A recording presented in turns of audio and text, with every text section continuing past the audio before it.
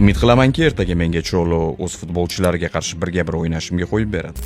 Lamin, sen ertangi o'yinga o'zingning optimal sport formamda kelyapman deb o'ylayapsan. Sen hozirga kelib mavsumdagi eng yaxshi o'yiningni ko'rsatyapsan. Ertangi o'yinda ham uchrashuvning taqdirini burib yuboraman deb o'ylayapsanmi? Ha, men o'zimni juda yaxshi his qilyapman va to'g'risi ertangi o'yinning boshlanishini orzu qilib kutyapman. Va bu o'yin oldidan motivatsiya juda ham yuqori. Lekin bilmadim. O'yin taqdirini o'zim burib yubora olamanmi? Umid qilamanki, ertaga menga Cholo o'z futbolchilariga qarshi birga bir o'ynashimga qo'yib beradi va shuni kutib qolaman. Lamin, muhim o'yin boshlanishiga bir necha soatlar qolyapti va bu o'yindagi sening harakatlaringni butun televideniya, butun muxlislar tomosha qiladi.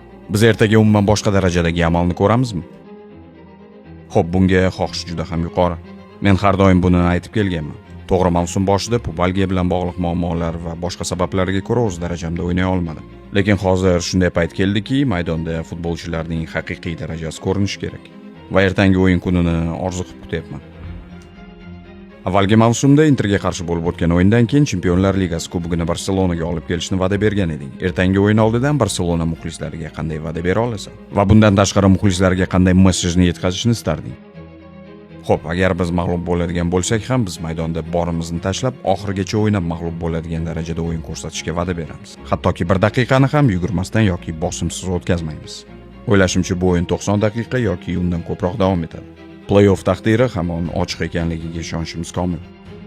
Va remontada qilishga imkoniyat bor. Biz shu sababli ham shu yerdamiz.